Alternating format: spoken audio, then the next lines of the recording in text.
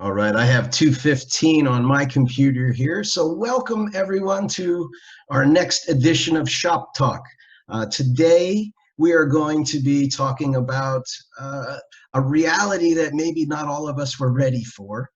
There is a huge increase because of COVID and people staying at home, and there's a huge increase of usage, which is a good thing in our parks and in our national and state forests and our local areas.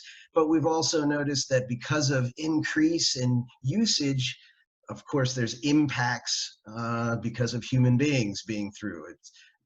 As much as our industry likes to focus on leave no trace, and we try to encourage best practices and being environmentally friendly, it's not necessarily a common practice across all of our civilians and all of our people that enjoy what we offer. And so we have run into not only waste management issues, that overflowing trash cans, but sometimes when that happens, we see even more in the illegal side of things. So today we have a panel that we would like to focus specifically on talking about how do we mitigate illegal dumping, and how can we be more proactive in our approaches to waste management, in a sense that we set up different practices and change the infrastructure around us to create the realities that we want to promote.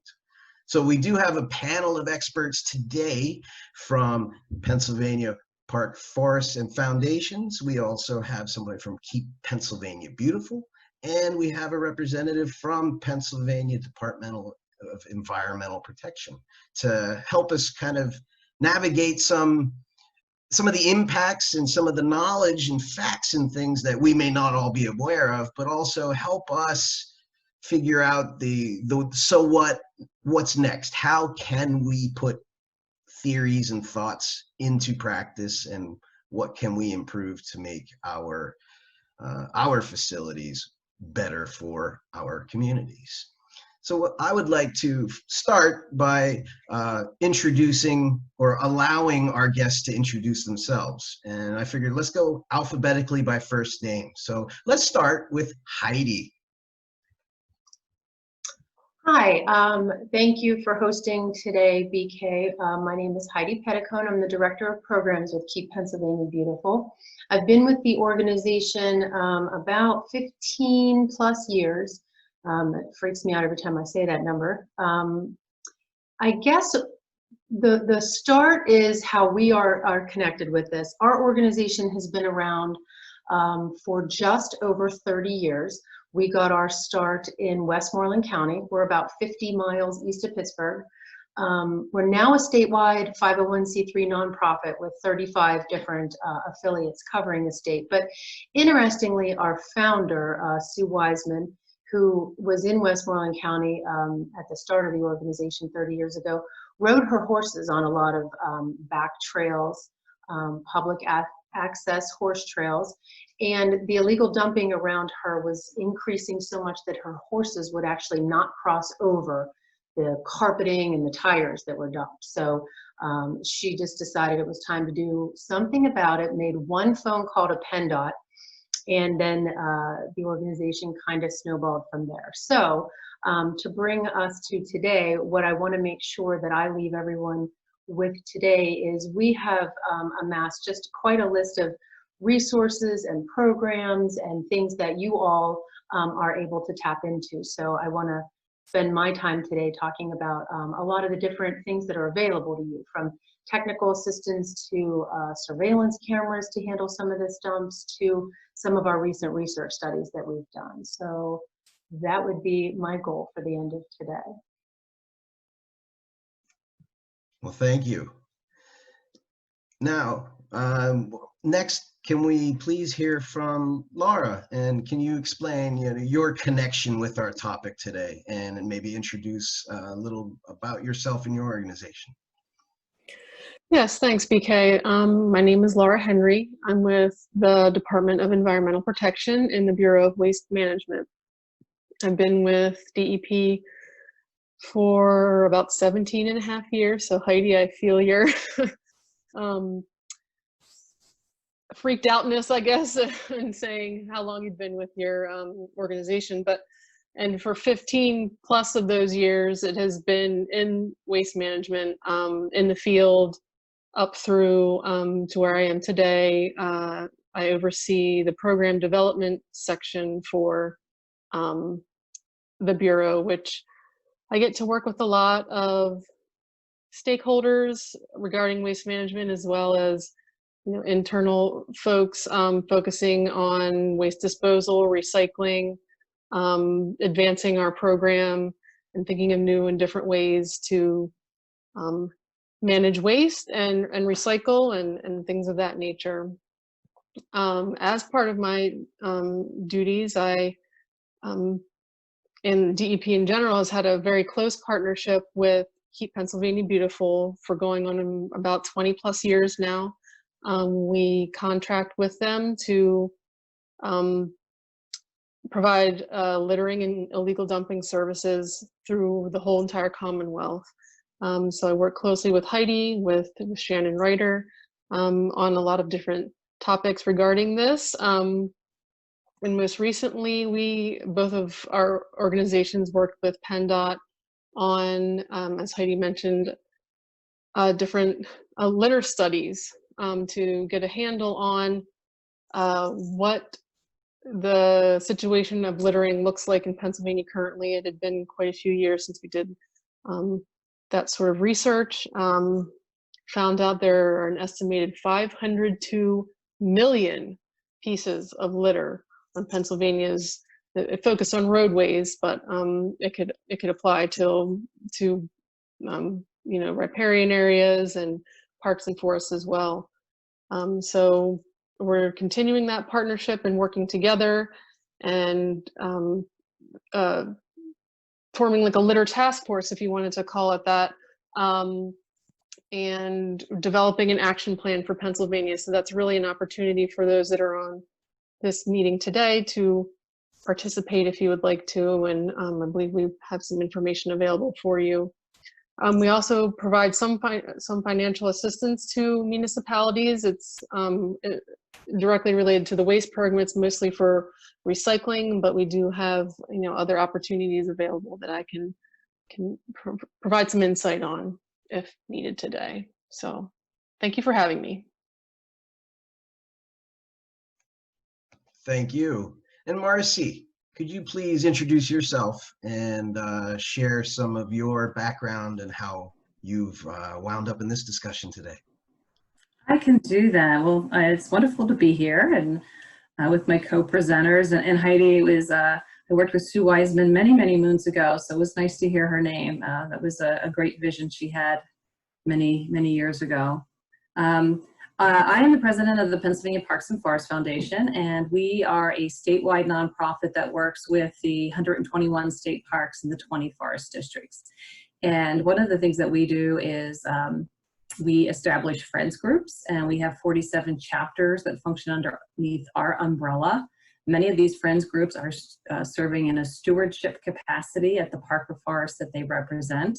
Many of them have adopted highway sections with Keep Pennsylvania Beautiful and with PennDOT. But we also are stewards of our public lands. And while we do a lot of litter pickup and we work with forest districts in particular with illegal dumping areas, we've really got involved from the perspective of graffiti. And because what we find is like litter and graffiti and illicit use all go hand in hand. And our litmus test is, will a visitor feel safe, and does it create a welcoming experience? And if we answer no to any of those things, then we try to rally to make sure that we are making improvements, cleaning out, removing graffiti. And we've done a lot of graffiti removal. So that's more of our specialty area. But with the increased use of our state parks and state forests, we're seeing more and more litter happening, and there's definitely a role for volunteers, but also the interesting conversation on how you might lessen the amount of litter as well. So, and I've been in my position, again, ladies, same, I'm into my 16th year with PPFF. It's So we have lots of experience here sharing insights today.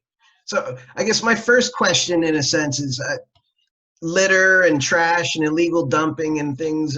It's unsightly, and it creates, pickup issues and things we have to worry about. But some people might say, so what? Out of sight, out of mind.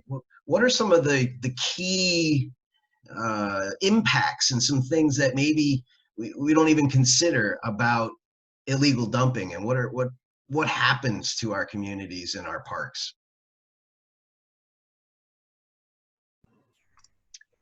I'll jump in here on this one.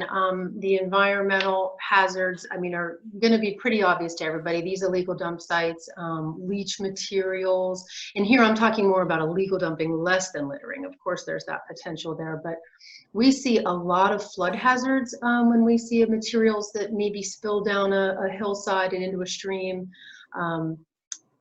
There's any of those hazards. There's also quite a rodent problem in cities when you've got, areas that see a lot of illegal dumping. Public health threats. We've been out to sites where, you see a bunch of refrigerators lined up, and, your first thought is, oh my goodness, with the doors on this, a child could easily be playing around here, or something, awful like that could happen. So the environmental impacts are pretty obvious. The public health threats are pretty obvious, but what we see, and I think what we're going to share some of these discussions with PPFF is a lot of these have to do with the more of the economic and just the visual downside that these areas bring. When you've got illegal dumping in an area, whether it's a park or an urban area or a rural area, it just sends this message, this clear message that nobody cares about this area.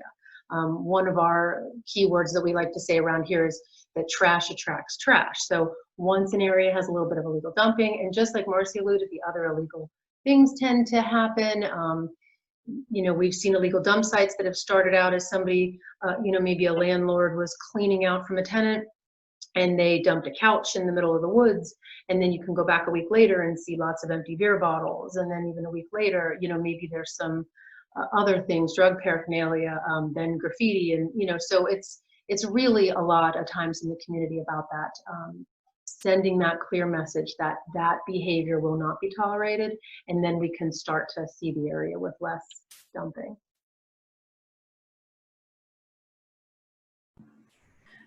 I would also add, and building on what Heidi said, is that there's also a cost to the staff that are operating our state parks and state forests.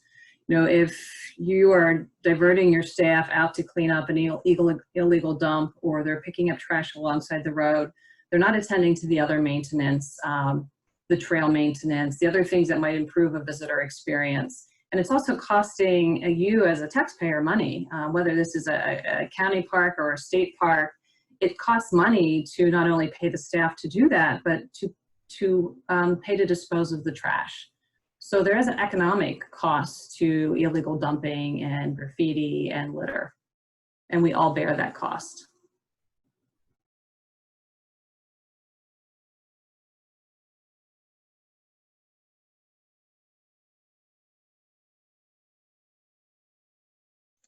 Thinking about those costs and things like that, are there maybe some costs that we can implement, or are there some costs that we can take on now to keep from the cleanup costs in the future? So are there some things that we can think about that will discourage illegal dumping and basically promote those positive behaviors, as opposed to having to be enforcing and constantly chasing after people?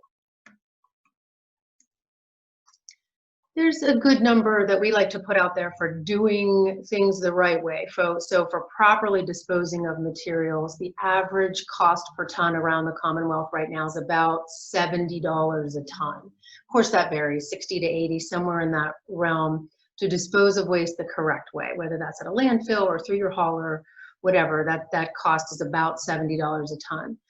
To clean up an illegal dump site, which we did a study of 300 different illegal dump sites that we had cleaned, taking into account the staff and the costs. And so doing it correctly costs doing it incorrectly, I'm sorry, costs closer to $600 a ton.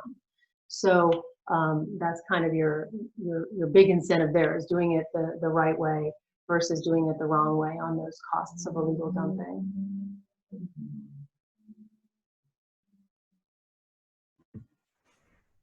Yeah, and part of the or the next step, I should say, in using the research and the data that we gained through the litter study,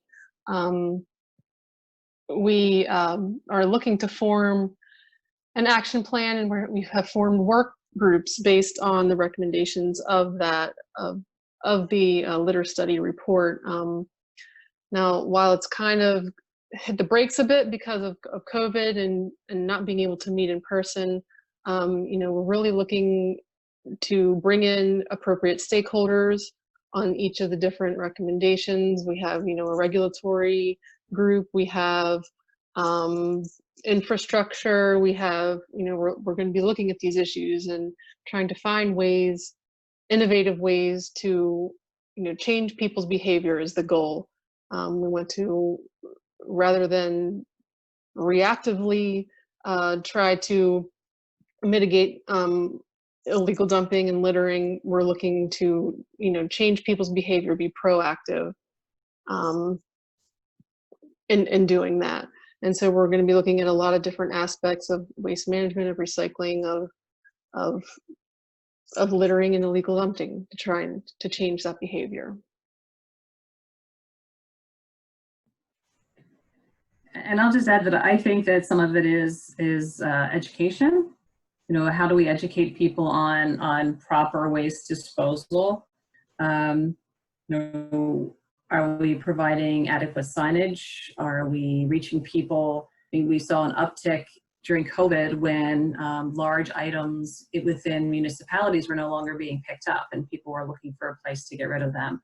So, you know, how do we communicate that taking it to the forest is not the appropriate course of action? I think that, you know, Keep Pennsylvania Beautiful has done a great job with helping provide cameras so that places are monitored. And, you know, when we can involve local community members in cleanup processes, it helps to spread the word. And we found this very effective when we're looking at graffiti cleanups. We involved the local fire companies, we involved local businesses, we involved local schools to bring people out to help us do the graffiti removal and pick up all the broken glass and pick up all the trash and pull the tires up from the embankment. And that had an impact because they had to sweat equity into cleaning it up. And that was a conversation that they were then having with other people. And I remember one conversation with a young man who came up at the very beginning of a cleanup, said, you know, and this was graffiti removal, said, hey, my friends are really upset that you guys are doing this. And at the end, he came back and he said, you know, it was much better to be on this end of it than what I used to do. So it made an impact on him.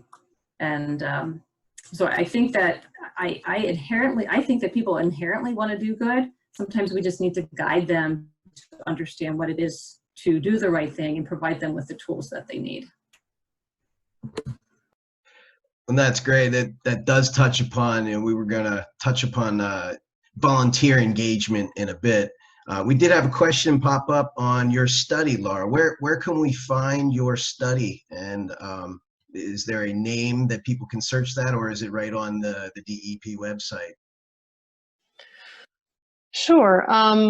Yes, it is available on the DEP website. We have set up a website that is expressly for the litter study and littering and what we're doing and changing the behavior. If you go to, I believe we'll have a handout afterward that has the actual website in it. But if you go to the DEP website, which is dep.pa.gov, I believe if you use keyword littering, it will take you directly to that site. The name of, it wasn't a very fancy name. It was just the Pennsylvania Litter Research Study. And there's a link to the report there. There were two components to it, an actual physical counting of litter and then an attitude survey, phone survey that was done. So there was a lot of good information that we gleaned from both aspects of that.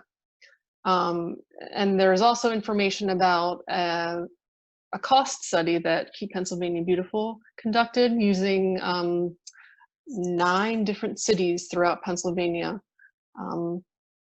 and just, verified the fact that economically, littering and illegal dumping costs Pennsylvania a lot of money, over $68 million a year. So I encourage you to visit the website. There isn't too much information on the development of the action plan and the work groups, but if you have interest in participating in response to Marcy's comments regarding education, there is going to be an education work group. Please let me know, contact me, and I can put you in touch with the work groups are being overseen by our policy office at DEP, and I can put you in touch with the particular staff member overseeing it. And a lot of the links and the resources that we are bringing up in our discussion, there is a handout that will accompany this event. So all of that will be accessible to you as participants, and I will put it on the website as well, so everyone has access to the recording as well as all the materials that we are covering. So I'm hearing the cameras program is helpful, so people are deterred by cameras, kind of like people are deterred from stealing by cameras. And I'm also hearing that if we create a sense of belonging and getting more community engagement, it creates a goodwill. But are there some, maybe this came up in your study or things that you know from just experience cleaning things up, are there certain pitfalls, or are there certain warning signs that an area is a potential dump site, or an area is, so is there something we can do as land managers and as facility owners to make sure we tick the boxes to make sure that the nuisance isn't there to create our own problem?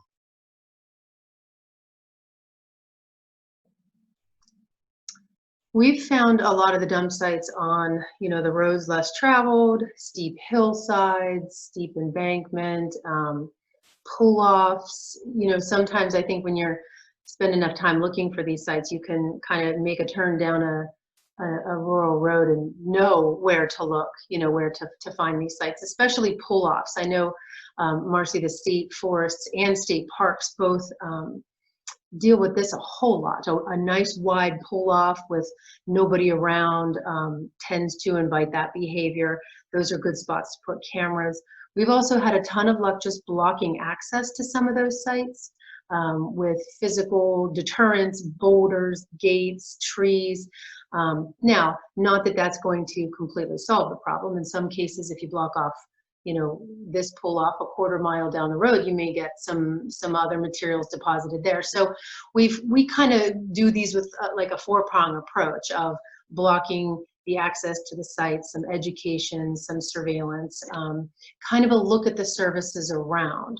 When we've done a lot of work in a particular area looking at illegal dump sites, you have to look at the services that are available in the local community. So, if you're a park and you're finding tires all of, throughout your park, that's probably indicative that the local community, or even 2 or 3 communities away, is having issues disposing of tires correctly. So the convenient and affordable access that a community has are oftentimes what are going to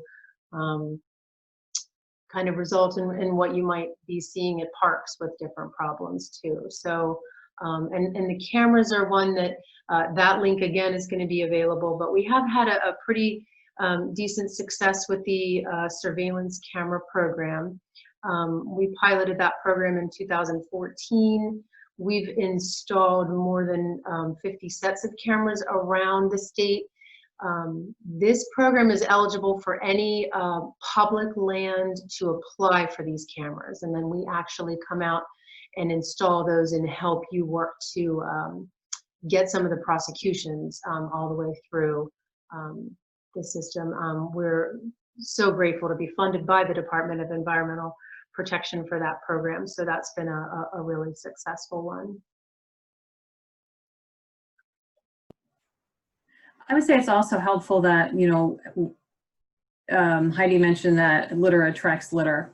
So if you're able to get a place cleaned up, you know, as soon as possible and get it to a maintenance point where you're keeping an eye on it, or having somebody monitor it, if somebody sees that it's clean, there's a chance that they're less likely to leave items behind.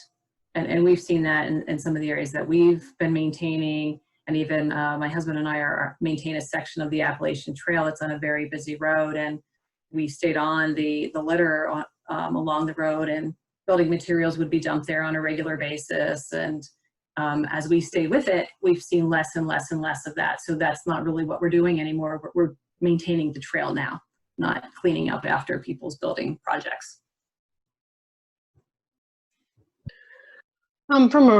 Being from the regulatory agency that oversees waste management, you know, it's, you know, clear to everyone that we have a wide range of population density across Pennsylvania, and we see that leads to different levels of waste management and recycling services, from, you know, urban areas with regular curbside pickup for all different kinds of materials, and, you know, household hazardous waste collections and things being at people's fingertips, to being somewhere in Elk County and Bradford County where you know, it's not economically feasible for haulers to you know, be traveling over wide areas to pick up trash and at a curbside or on the roadside. So as the department has been in discussions with our Solid Waste Advisory Committee, I'm the liaison for that committee. We've been in discussions with them for quite some time about what has been called a convenience center.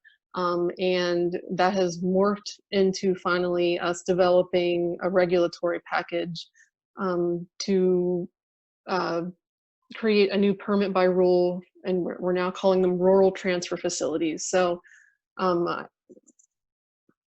these would be mainly municipally run, but can be also privately run.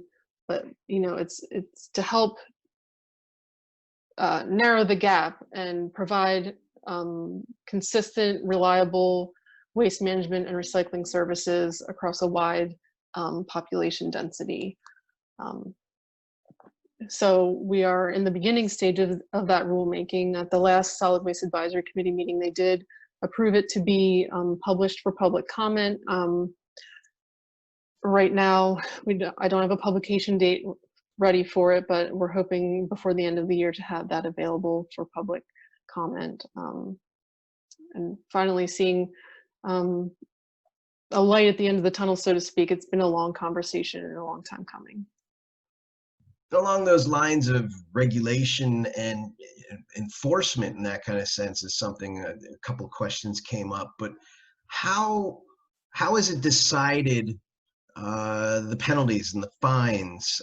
How is it decided that we make the fines, I guess, hurt enough that people aren't making money on, you know, just dumping anyways and then paying the fine because they make more money than they are the fine? So what kind of mitigation is happening to make sure people aren't just doing it anyways and they just take the hit, like paying for a parking ticket because it's a better spot?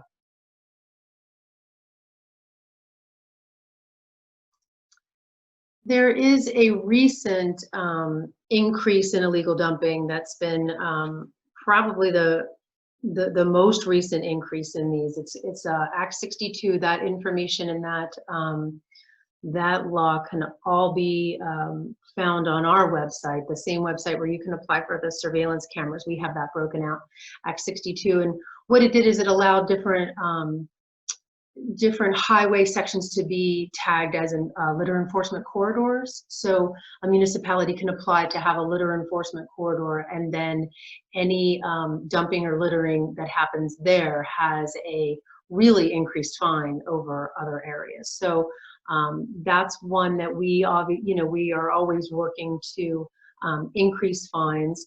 And that becomes a little bit difficult in Pennsylvania because it's all about jurisdiction and where you are. So if somebody, drops a load of waste in a state park or a state forest, it's going to be different rather than if they're right next to a stream and it falls under fish and boat laws.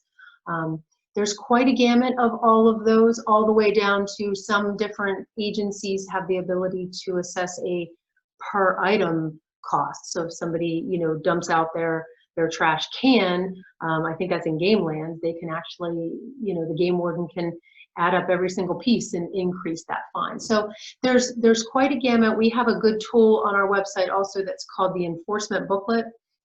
And it just simply summarizes all of those littering and illegal dumping laws by vehicle code and by land jurisdiction. So that's a good tool for any park manager that may not know exactly where they fall with that. That one's available on our site too.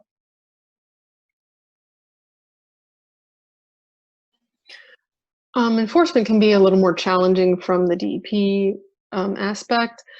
A lot of times we rely on our complaint system to even notify us of dumping happening, of littering happening. Dumping is more enforceable, if you want to call it that, but sometimes without a responsible party, it can be difficult to recover, costs or get the actual dump site cleaned up. We try to, if we can find a responsible party, we work with them, get them to clean it up, and hopefully that works. If not, we have other means of enforcement that we can take up through penalties. And we have a matrix that we use to calculate penalties of violations to our regulations and statutes. So very reactive system. And so, that's why we're really hoping that this behavior change will catch on with people.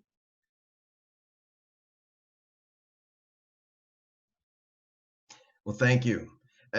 And along those lines, in a sense, you did notice or I should say Heidi did mention that there is a link that we have in the handout about the different enforcement agencies depending on where things fall, because the question did come up, and well, what if it falls in between everybody's jurisdiction line? Then who takes it on? And maybe that goes back to, we need the public to say something, see something, say something, in that kind of sense too.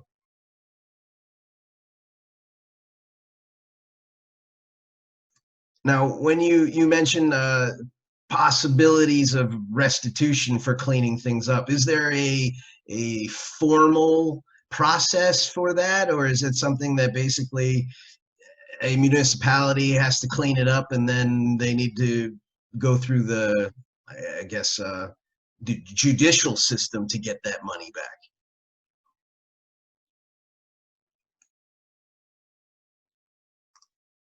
Yes, it seems, well, a couple different things. So one, if a park is having illegal dumping there, the best thing to do is to get that enforcement person to come out and take a look through the trash so that they can find some of the evidence pieces themselves. That always translates better to the DJ if the game warden picked that information up himself and took it directly there. So if you're, and it would go to your local police if you're not on a state park or a game lands or near a stream. That's always an opportunity to look through the trash to try to get, names, evidence. That would then go to a local DJ. A local DJ can then, impose the fine, or in some cases ask for the person to clean up the site. That hasn't been happening as much in our experience. It seems DJs are less likely to have people clean that up. Although we have seen it, and we have seen it with contractors that have done some dumping, and then the DJ has them clean it up during work hours, which hurts them a little bit more, because not only do they have to clean that up and pay for the disposal, but they're losing work time also. So that one's definitely, we've seen that one sting some of the local contractors a little bit more. And then from there, I think through the DJ, whoever the local land is would be able to talk to them about any of those fines coming back to that area. And I will say, in some of the areas where we were doing cleanups on a regular basis as it related to graffiti, we were able to work with the district justice and have the penalty money coming back to the foundation to pay for future cleanups. Doesn't always come in large quantities, like, $5 here, a couple months later, $2 there, but it is slowly repaid and does help to continue to maintain the area.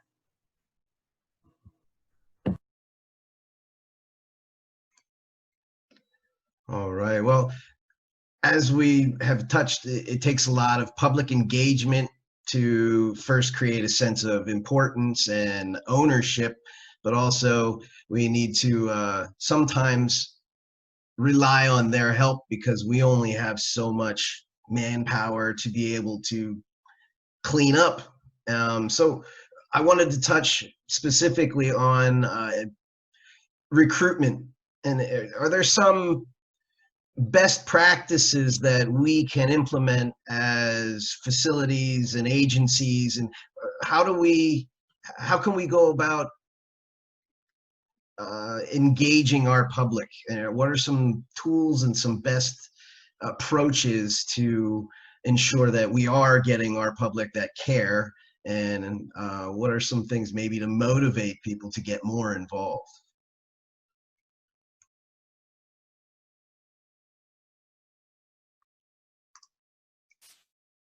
There's a couple different things I think, and any park managers can do here. We offer 2 different larger scale cleanup events. We have a Pick Up Pennsylvania event in the spring and one in the fall. The benefit of doing these events during our established time frame, the fall event, for instance, coming up, that starts September 1st through the end of November. That's in coordination with the Ocean Conservancy through the International Coastal Cleanup.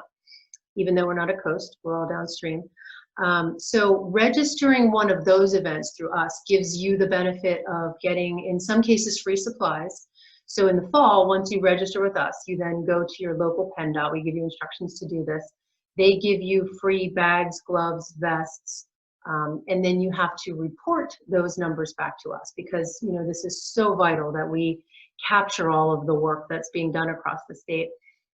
Again, both of these events are, funded by Department of Environmental Protection. So it's nothing but a great thing that we can go back to them at the end of every spring and say, we typically see about 5,000 events registered and reported just in our spring event. So it's a great thing. That spring event also has a 2 to 3 week window of free disposal. So if you're a park manager that, the snow melts and, come February, you're seeing some areas that are really bad, have one of your staff check into the dates with us. We post those free disposal days. So then you can start planning your cleanup around those events, and know that at participating landfills, when you register with us, you get a unique number, you take it to them, they'll take your waste for free during those scheduled times. And that's, sometimes the biggest cost for those events.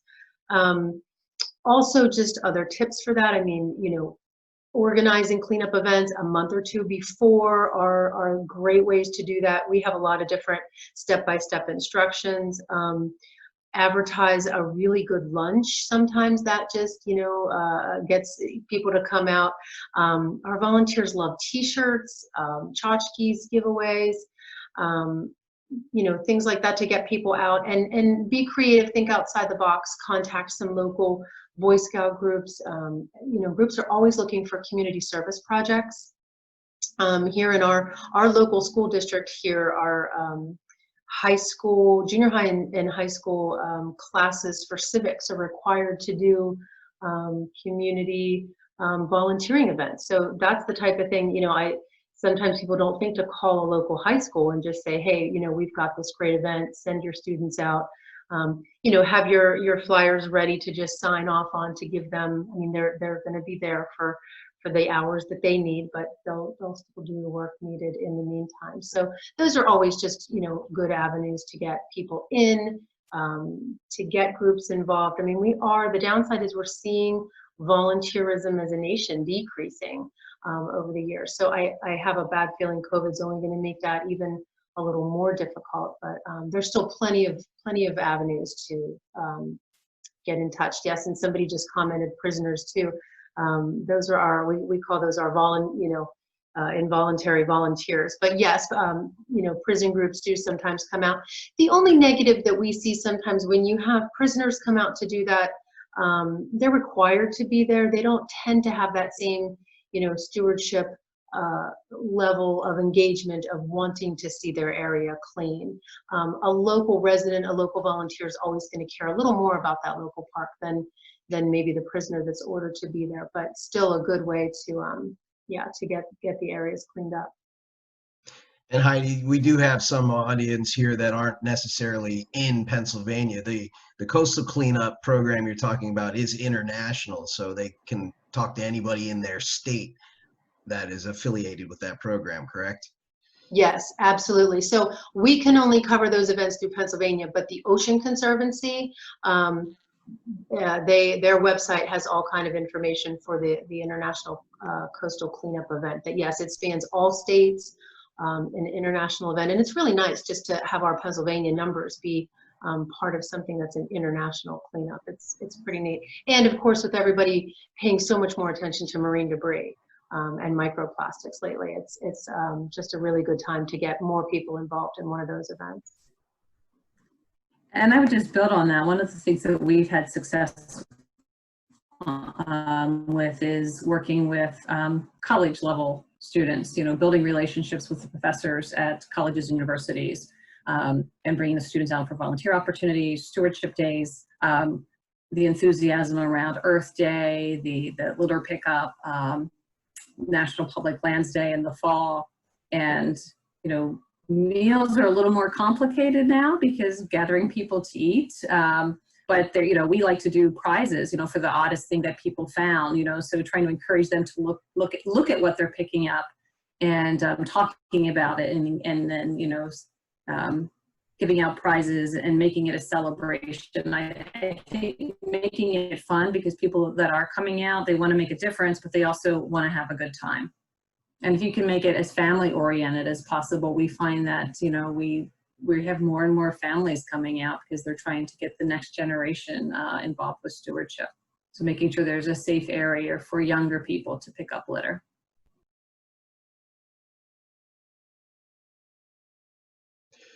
Do you find the approach of just once a year kind of is a good strategy in a sense, because you can focus on it as a major event and everybody's looking forward to it? Or knowing the new generation, the folks coming up, the millennial kind of mindset, is it better to have options so that way I don't feel it today and then they do it next week? Or do you find one approach works better for that? I find what we do is we work more in the shoulder seasons and the colder seasons, because the things that you're battling, you know, during summer are snakes, critters that might be living in it, and poison ivy. And so, you know, we do cleanups more than one time a year, focused usually in March, April, early May, and then late September, October into November, just to make it safer for people. Yeah, definitely. That's the same with us. We do fall and spring cleanups. We shy away from the summer as much as possible. Especially with the ticks. Pennsylvania's got, you know, a pretty decent selection of ticks in the summer. So we do shy volunteers away from that. And the other thing though to think about is just, you know, there's the large scale cleanups that can be done, you know, once or twice a year, but then there's also, like Marcy alluded to earlier with her taking care of the Appalachian Trail, there's so many different areas across Pennsylvania that can be adopted, and they can be adopted through PennDOT if it's a state maintained highway. We offer an adoption program that is anything other than a state maintained highway. So you can do a private road or a township road or a park or a city block. Those we ask folks to clean twice a year, just because, you know, exactly what Marcy said, that staying clean, by cleaning it twice a year, you're going to remove way less material than some of those areas. You know, you may only get to it once a year, but you're going to find more material being deposited there. Like we've said a couple times, trash attracts trash. So depending on the area, would probably constitute how often. But adoptions are just a great way for any park. And if you don't have any areas in your park that can be adopted, definitely reach out. The nice thing with our adoption program is we can make it fit any area. So if you've got one playground in your park you want adopted, or, you know, one section, we can try to help find volunteers or folks that can commit to a routine time to keep that clean. Now, we were talking about the implications of the trash and illegal dumping and some of the dangers. Now, what about mitigating some of those dangers for our staff and our volunteers while they're dealing with cleanup issues? And what sort of training do we offer, or should we be offering to volunteers, to our staff, specifically, you know, things like Hep B, and then other potential, you know, COVID right now, but even down like hazardous waste and different kind of materials and things like that that we could be running into. I remember when I worked in Baltimore, it was almost a morning task. I went around and picked up needles on our high ropes course, and so there was certain protocols we went through for dealing with that. How do we start that conversation with people? Well, we've got a couple different resources available on our website, and a couple of those are step-by-step guides that cover literally every single possible potential safety hazard that can come across, from, you know, don't stick your hand into crevices, that there could be a snake in there, to, you know, wearing bug repellent and how to remove a tick, and hazardous material you may find. We ask volunteer coordinators to carry like coffee cans along with them so that they can remove any needles that they find and put those in something safe. And that we would ask the coordinator to do that, not the volunteers themselves. We ask them to just, you know, yell and point if there's something that they can't pick up. We're outfitting a lot of our folks, our adopters, and our affiliates across the state with litter grabbers too. It's just a better way to be able to pick up some things. But these guides include absolutely everything, all the way down to mobile meth labs. You know, rural part, well, not just rural, but in some cases, rural parts of Pennsylvania, we've come across remnants from mobile meth lab that can be flammable and volatile. So definitely a guide that a cleanup volunteer can kind of put into their hands and do a step-by-step, you know, check off the boxes that they're covering everything. We want to make sure they go out the day of with definitely at a minimum nitrile gloves, but we know that's not going to give that barrier to needles. So, you know, any extra gloves that they can provide on top of that, you know, picking up sharp metal and not, you know, putting that in a bag and then carrying it, you know, right beside them as they're walking. All of those safety things are definitely covered in all different levels of different, you know, tools and tips. And we even have 2 different guides that have been added to deal with COVID too. So again, asking people to use litter grabbers and to clean those off and sterilize, and to social distance, and to even outside have masks. Those are all covered in our particular website. There's a tools and resources section, and all those different guides are in there. So anyone can also just call our office too and ask. We'll just sometimes ship out, instead of, if you don't want to be bothered with downloading all of these copies of things, we can ship you some hard copies of materials too.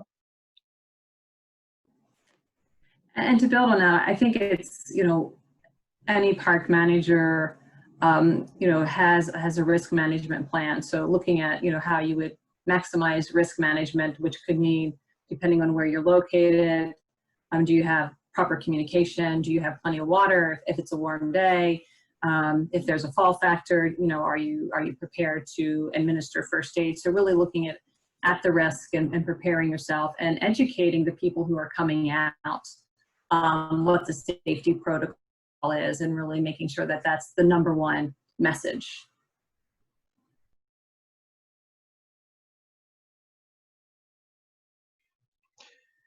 From your experiences, have you found certain channels of communication that work better than others as far as getting information out there, but also drawing in new people and creating more excitement in your communities or communities outside and bringing communities together in collaborative projects?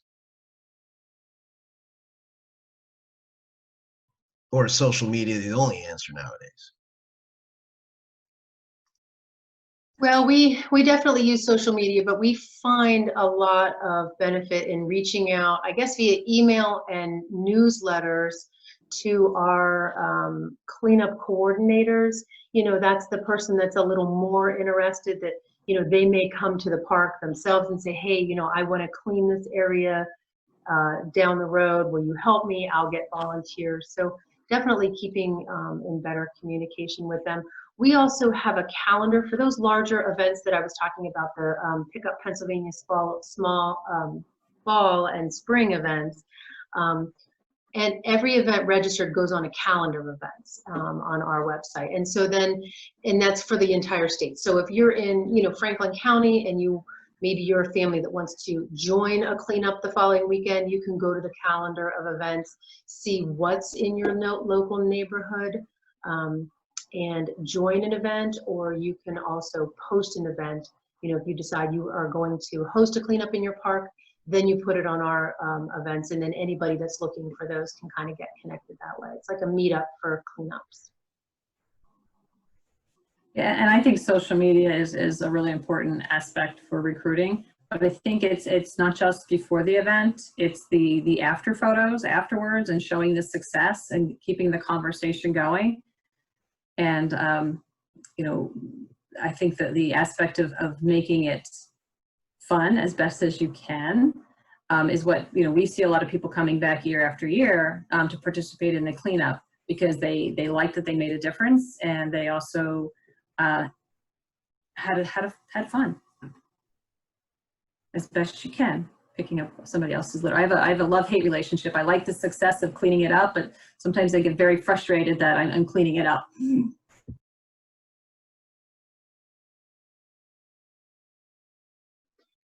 Well, we're coming close to the end of our hour here, and I just would like to give each of our panelists an opportunity to share any final thoughts with our audience, but also maybe make any announcements or share any updates that you may have from your organizations for the rest of this year or next year. Let's go backwards in the alphabet order this time, so we'll have Marcy go first. I'm usually in the middle of the alphabet. So the one thing that I wanted to mention that I didn't is hold up Tuscarora State Forest as an example of being very proactive. When some of the community recycling programs within Perry County disappeared, they decided to create a community recycling program on the grounds of their district office. And so they educated the local municipalities about the opportunities. And so they were giving people a place to bring their recyclables as opposed to dumping them in the forest. So they've had some success with this. And so I think that as a community, a place within the community, if it's appropriate for your particular park, that might be one option, is providing an outlet for people to properly dispose of their waste as opposed to just leaving it for you to clean up. We, working with Keep Pennsylvania Beautiful, they've been tracking some of the graffiti incidences and the dumping. And for us, we focus on state parks and state forests. So we will be doing cleanups this fall. We actually have a graffiti cleanup next week at Gifford Pinchot State Park. We've done a number of those in our state forests over the past couple of months. So I think another thing that we didn't talk about is keeping extra eyes. And we have a program called Stewards of Penn's Woods, which is like an adopt a program, but people agree to go out and pick up litter or pull weeds, whatever the need is, but just be an extra set of eyes so that if there is a major dumping incident or there's graffiti or tagging that has occurred, they can let us and the manager of the park or the forest know as soon as possible so that it can be attended to. So I think there's a lot of unique ways that park management professionals can approach both litter, graffiti, and illegal dumping.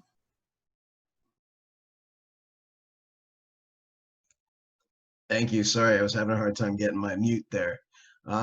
Laura. I did mention most of the upcoming things we have going on at DEP as far as the litter study and the action plan and the work groups, and the permit by rule rulemaking for the rural transfer facilities. We are also taking some time. We have already taken some time with our Solid Waste Advisory Committee on taking a look at our Act 101 statute, which is Municipal Waste Planning, Recycling, and Waste Reduction Act. Looking at some modernizations to that act and to the waste management and recycling in the Commonwealth in general. We're kind of in the beginning stages of that evaluation, and had a work group that we worked with that were, taking the recommendations of that work group and trying to figure out new and innovative ways to bring in some of the new technologies regarding recycling, waste management. Organics is a big focus of that.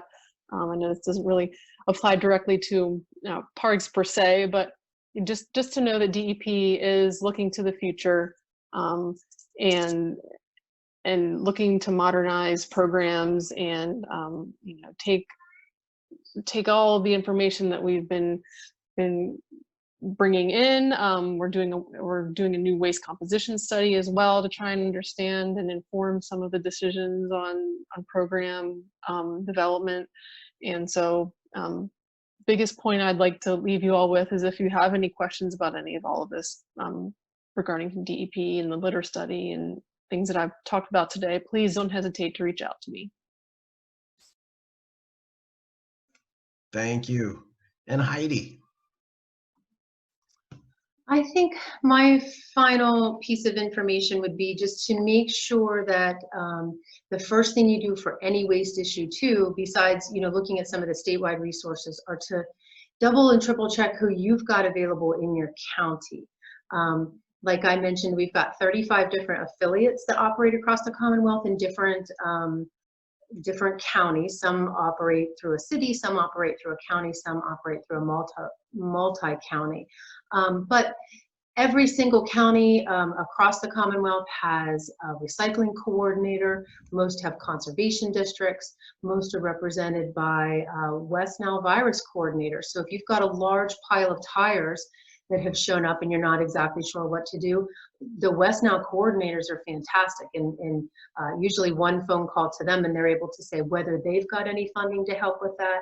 They'll come out and take a look to see whether that's a potential West Nile source pile that you have. We do on our website, we have an area called County Resources that tends to list each of those by county. You can always look, as Marcy said, there's friends groups. Most of those are in the state parks, but they may be resources too in a particular county if you've got one close to you. So always start out by that, who's around. Even the conservation districts sometimes may be organizing a cleanup, and they may need a site turned into them, and they've got the volunteers. So definitely we've learned that partnerships are the key to any success with these issues. So reach out on a county level. You can always call our office too and say, who is my county recycling coordinator, in case you don't know, and then we can put you in touch with them and make that connection. Well, thank you very much to our panelists. I greatly appreciate your time and effort, not only for what you do for our state, but also for helping to educate all the other folks that help to keep our communities safe and clean and usable for everyone. I have shared a few links in the chat box. One of those links is to where I will place the recording of this event. Another one of those links is, so it'll take you to the front page of our resource library. That will be available for free for a few more months, and then we are going to be starting our subscription in September, October time. So that is coming to an end on the freebie. And in the meantime, if you have not already, please put your contact details, your email probably most specifically, so that I can send you a survey that will help you get your CEUs. You'll just have to take a short 5-question quiz, and that'll come back to me, and then you will be notified in 1 to 2 business days. We will update you and send you a certificate of participation. So thank you to everyone for taking part in our 3rd Shop Talk, and we look forward to hosting you in the future.